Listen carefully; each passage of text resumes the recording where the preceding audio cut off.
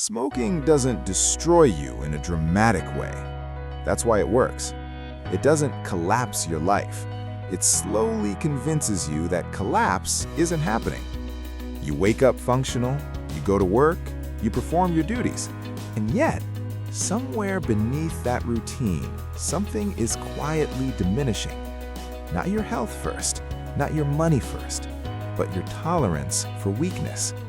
Because every time relief is chosen over resistance, the body learns who is really in charge. And one day, without a clear moment of failure, you realize control has already changed hands. If this resonates, subscribe, like, and leave a comment. Keep walking with us. Most smokers don't believe they are weak. They believe they are busy, stressed, or simply human. Modern life quietly teaches this belief early. You are told that stress is unavoidable, that pressure requires release, that adulthood comes with compromises, small vices you're allowed to keep as long as you function. No one says it directly. It is absorbed through repetition. You see intelligent people smoke. Successful people drink. Responsible adults excuse habits by calling them balance. And over time, a subtle myth forms. If you can still work, still provide, still show up, then nothing is really wrong. Another belief follows closely behind it, that quitting is about willpower, and willpower is something you either have or you don't. This is where shame quietly enters. Because when quitting feels difficult, the conclusion isn't, "This system was designed to trap me." The conclusion becomes, "There must be something wrong with me." So the mind adjusts its expectations downward. I'll quit later. This isn't the worst habit. At least I'm not like others. These sentences are not laziness. They are psychological self-protection. Shame doesn't push people to change. It teaches them to hide. And modern culture is very good at hiding discomfort behind productivity. You are rewarded for output, not inner order. As long as you deliver results, no one asks who is in control beneath the surface. So the false belief system completes itself. If you are functioning, you are fine. If quitting is hard, it's a personal flaw. If you fail once, it means you are not the type of person who can change. None of these beliefs are true, but they are socially reinforced. And when a belief is shared by millions, it stops feeling like a belief at all. It feels like reality. This is why intelligent, responsible adults remain trapped for years, not because they lack discipline, but because they were trained to misidentify the problem. The habit isn't the failure. The misunderstanding is. His name is Daniel. He is not failing at life. That is what makes everything harder to explain. Daniel is 34. He wakes up at the same time every morning, prepares for work, and leaves his apartment before the streets get loud. He doesn't rush. He doesn't complain. His job is stable, not inspiring, but respectable. He answers emails, attends meetings, completes tasks that matter just enough to keep things moving. From the outside, his life looks organized. Inside, it feels crowded. Daniel smokes in the small spaces between responsibilities, on the balcony before work, outside the building during breaks, in the quiet stretch of evening when nothing is demanded of him anymore. He tells himself it helps him think, that it slows things down, but the truth is more subtle. Smoking gives his hands something to do when his mind doesn't want to sit still. Daniel is tired in a way sleep doesn't fix. Not exhausted, just dulled, as if his edge has been sanded down over time. He notices it in small moments, when climbing stairs leaves him breathing harder than it should, when conversations feel slightly delayed, like his thoughts arrive a second too late, when he chooses silence instead of speaking, not because he lacks an opinion, but because effort feels heavier than it used to. He doesn't talk about this. There is no crisis to justify it, no dramatic failure to point to, so he keeps moving. At work, he compares himself quietly to others, people his age who seem sharper, more decisive, more alive. He wonders when that difference started. At night, he scrolls through videos about discipline, routines, improvement. He watches people explain how to take control of your life in 10 minutes or less. He understands the logic, none of it sounds wrong, but when the video ends, nothing changes. Daniel doesn't hate himself, that's not the problem. He's frustrated by something harder to name, the feeling that he is always responding, never directing. Stress comes, he smokes. Boredom comes, he smokes. Tension builds, he smokes. Not because he wants to, because the sequence is already written. He doesn't feel addicted, he feels managed, as if his day is a series of cues and his body knows exactly what to do without asking him anymore. Sometimes, standing alone on the balcony, cigarette burning down between his fingers, Daniel wonders, when was the last time I chose discomfort on purpose? The question doesn't stay long. The smoke fills his lungs, the feeling fades, and tomorrow the routine continues. Not broken, not dramatic, just quietly unresolved. The moment doesn't happen during a crisis. It happens on an ordinary afternoon. Daniel is walking back to his office after lunch.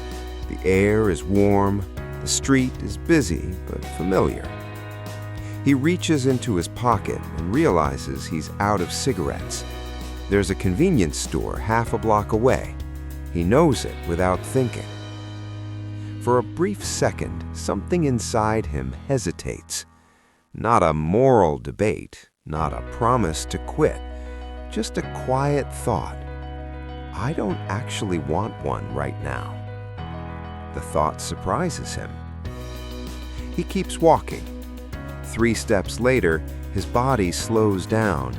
His attention drifts. The idea of returning to work without smoking feels incomplete. Not painful, just uncomfortable. He stops, stands there longer than necessary, and then, without any dramatic internal argument, he turns around and walks toward the store. Inside, he reaches for the same brand he always buys. His hand doesn't shake, his heart rate doesn't change. The transaction is smooth, automatic. When he steps back outside and lights the cigarette, the relief comes quickly, too quickly. And in that instant, before the smoke even reaches his lungs, Daniel feels something crack. Not guilt, recognition. He realizes that the decision was never really his. There was no conscious choice, no internal command. The body moved, the mind followed. Standing there, cigarette burning down, Daniel feels smaller than he did 5 minutes ago. Not because he smoked, but because he didn't even try to resist. He thinks of all the ways he sees himself, responsible, capable, self-aware, and none of those identities showed up when it mattered. There is no anger in the realization, just a quiet disappointment, a sense that something essential has been misplaced over time. He finishes the cigarette slower than usual. The relief is still there, but thinner, hollowed out. As he crushes the cigarette under his shoe, a thought settles in that doesn't leave easily. If I can't pause for 30 seconds, what else am I not actually choosing? That question follows him back to his desk, through the afternoon, through the evening commute. It doesn't accuse him, it doesn't demand change, it simply stays. And for the first time in a long while, Daniel understands something clearly. The problem isn't the habit, it's the absence of inner resistance. And without resistance, there is no strength, only momentum. After that afternoon, Daniel doesn't spiral. He doesn't panic. He does what most reasonable adults do. He tries to fix himself. That evening, he searches for answers with quiet determination. How to quit smoking, build discipline, break bad habits. The internet responds instantly. Articles, videos, programs. Everything is framed as progress. Daniel learns about streaks, tracking apps, replacement habits, cold turkey versus gradual reduction. Some advice is aggressive, some is compassionate. All of it sounds intelligent. He downloads an app that counts smoke-free hours. The numbers feel reassuring at first, clean, objective. He sets rules for himself. No smoking before noon, no smoking at work, only one in the evening. The first few days go well, not because it's easy, but because novelty creates momentum. He feels a quiet pride checking the app, seeing the timer reset, watching small digital badges appear. But then, life resumes its natural rhythm. A stressful meeting, an unexpected delay, a long commute home. The urge returns, not as desire, but as familiarity. Daniel resists once, twice, and then one evening, he doesn't. The app resets to 0. The disappointment isn't dramatic, it's dull. He tells himself it's normal, that relapse is part of the process. So he tries something else. He watches productivity videos late at night, people with calm voices explaining discipline systems, morning routines, mindset shifts. He writes notes, saves clips. He buys nicotine gum, then patches. Each solution promises relief from discomfort or control through structure. Each one assumes the same thing, that the problem is effort. So Daniel applies effort. He plans, he schedules, he monitors, and yet the pattern repeats. Some days are strong, some days quietly collapse. What changes isn't the habit, it's his patience. Information keeps accumulating, but transformation doesn't. Over time, something subtle happens. Daniel stops trusting methods, then systems, then himself. Not because he isn't trying, but because nothing seems to reach the moment where choice actually disappears. Every solution fails at the same point, the moment between impulse and action. That gap remains unguarded. Late one night, scrolling through yet another video promising mental toughness, Daniel pauses the screen. He leans back, and for the first time, he admits something without frustration or drama. I don't need more knowledge. I don't need another method. I don't even need more motivation. What I lack isn't intensity. It's a way of being present before the decision is made. The problem isn't that he doesn't want to quit. The problem is that every solution arrives after the body has already decided, and no amount of information can reverse a decision that was never consciously made. This realization doesn't solve anything yet, but it clears the noise. And in that quiet, Daniel becomes ready, not for another tactic, but for a different way of understanding control itself. Daniel doesn't discover the idea while searching for it. It appears indirectly. One quiet weekend morning, he is reading an article about traditional samurai training. Not combat, not battles, but preparation. The article mentions something briefly, almost in passing. A warrior was never judged by how fiercely he fought, but by how steady he remained before action. The Japanese called this state fudoshin, an unshaken mind. Not a calm mind, not an empty mind, a mind that does not move when impulses arrive. Daniel reads the line twice. What strikes him isn't the discipline, it's the timing. The samurai did not train strength at the moment of attack. They trained stillness before movement. In modern life, Daniel realizes, everything is reversed.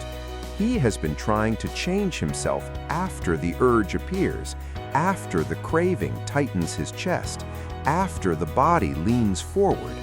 But Fudoshin describes something else entirely.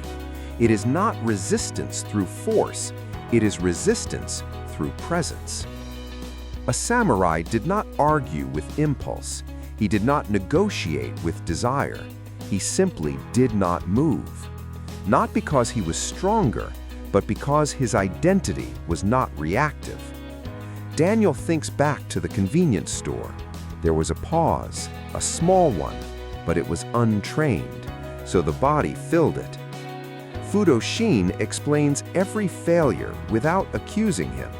It shows that discipline isn't about suppressing habits. It's about where the mind is positioned before the habit asks. He sees now why systems fail, why apps didn't help, why motivation vanished. They all assumed control begins at decision, but the samurai understood something deeper. Control begins before the decision is even necessary. The enemy was never nicotine, it was reactivity. The moment the body learned it could move first and the mind would justify later, authority was lost. Fudo-shin restores authority quietly, not by promising strength, but by removing urgency. Daniel doesn't feel inspired, he feels oriented. For the first time, quitting smoking doesn't look like a battle, it looks like a posture. Stand still, observe the impulse, do nothing. Not forever, just long enough to remain the one who decides. This insight doesn't give him confidence, it gives him clarity. And clarity is something impulse cannot overpower. Fudo-shin does not ask Daniel to quit smoking. That is what makes it different. It asks him to stop rushing toward relief. This distinction changes everything. Daniel begins to understand that what he lacks is not discipline, but a stable internal position. In the samurai world, posture came before technique. If the stance was unstable, no sword skill could save the warrior. Modern life teaches the opposite. Act quickly, react faster, solve discomfort immediately. Fudo-shin interrupts this reflex. It is not a rule, it is an orientation. The mind does not chase outcomes, it holds ground. Daniel realizes this philosophy cannot be applied selectively. It is not something you use when tempted. It is something you live before temptation arises. When he is rested, he practices stillness. When he is stressed, he practices stillness. When nothing is happening, he practices stillness. Not as meditation, not as self-control, as identity. This is where the system forms. Mindset shifts first. Discomfort is no longer a problem to eliminate. It is a signal to remain present. Process replaces goals. There is no countdown to quitting, no finish line, only repeated moments of non-movement. Pace becomes slower by design. Daniel stops demanding visible progress. He measures success by one thing only. Did I remain steady? Purpose clarifies naturally. He is no longer trying to become a non-smoker. He is becoming someone who does not abandon himself under pressure.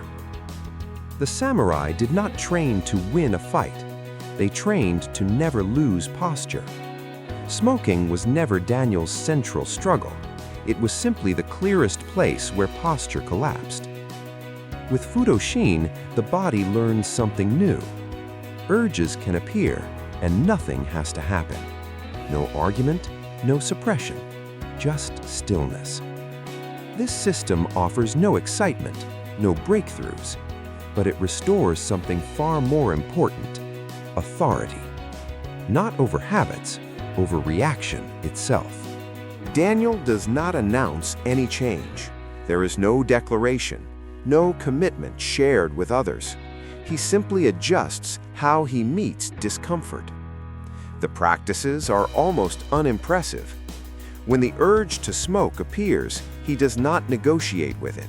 He does not distract himself. He stops. He stands still, sometimes physically, sometimes internally. He notices the tightness in his chest, the restlessness in his hands, the subtle urgency that says, "Move now." And he does nothing.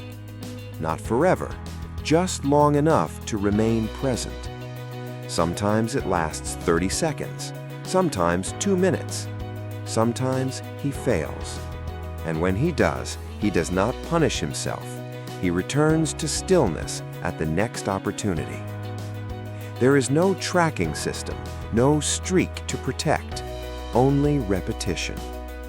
In the morning, he practices not reaching for his phone immediately. He sits on the edge of the bed and breathes before movement. At work, when tension rises, he lets it exist without solving it. In the evening, he resists the urge to reward himself for surviving the day. None of this feels productive. There are no visible results, no feedback loop. Some days feel worse than before. His mind doubts the process. This is where most people quit, because nothing is happening on the surface, but something is changing underneath. The body is relearning that impulse does not require action. Each small pause is a rehearsal. Each non-reaction strengthens the same internal muscle.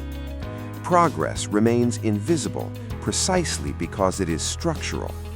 The samurai never measured training by how they felt that day. They measured it by whether posture remained intact under pressure. Daniel begins to understand this. He stops asking, "Is this working?" He starts asking, "Did I stay steady?" That question is always answerable. And over time, the answer changes more often than he expects. Nothing changes all at once. Weeks pass. Daniel still smokes, but less predictably. Not because he restricts himself, but because the impulse no longer owns the timeline. Some days he realizes he hasn't smoked until late afternoon. Not intentionally, it simply didn't come with the same urgency. His breathing becomes deeper without him noticing at first. He climbs stairs and reaches the top less winded. More importantly, his internal pace shifts. He responds slower to emails, to stress, to irritation. Not from laziness, but from control. The pauses he practiced with cigarettes begin to appear elsewhere. When a conversation becomes tense, he listens instead of preparing a defense. When frustration rises, he doesn't rush to escape it. This steadiness feels unfamiliar. There is no surge of confidence, no sense of victory, but there is order. Daniel begins trusting himself again, not because he always succeeds, but because he knows where to return when he doesn't. Smoking gradually loses its emotional function. It no longer feels like relief, just a behavior. And behaviors without emotional fuel eventually fade. Months later, he notices something quietly significant. When the urge appears, it no longer commands attention. It feels distant, optional. His body still remembers smoking, but it doesn't demand it. Daniel hasn't quit in the dramatic sense.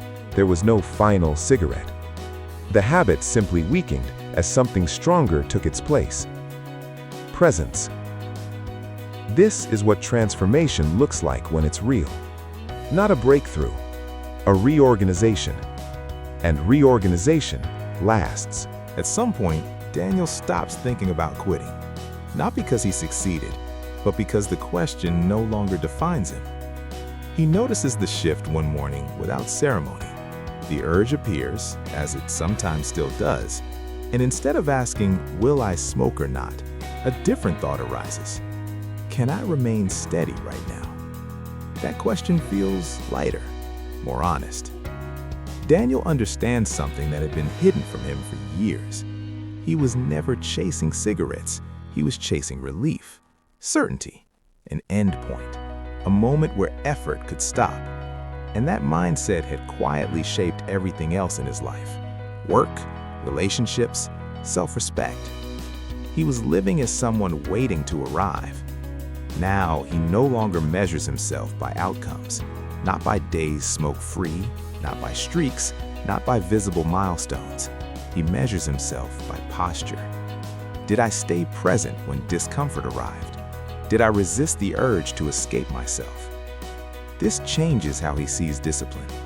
Discipline is no longer force, it is continuity. No longer motivation dependent, no longer dramatic, just practiced. Daniel doesn't see himself as someone who beat a habit.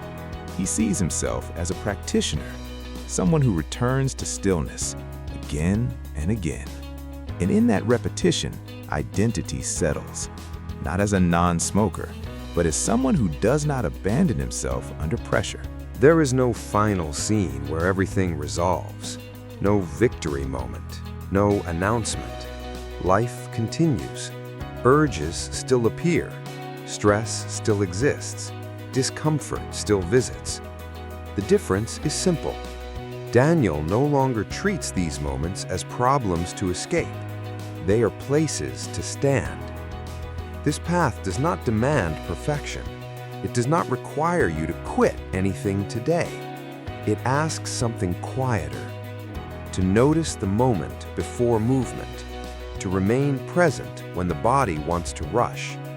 To choose posture over relief. The samurai never chased control. They cultivated it, slowly, invisibly. You can do the same. Not by forcing change, but by refusing to abandon yourself when it matters. If you're here, listening, something in you already knows this. You don't need to be convinced. You only need to stay. Walk carefully, return often. The path is not dramatic, but it is real.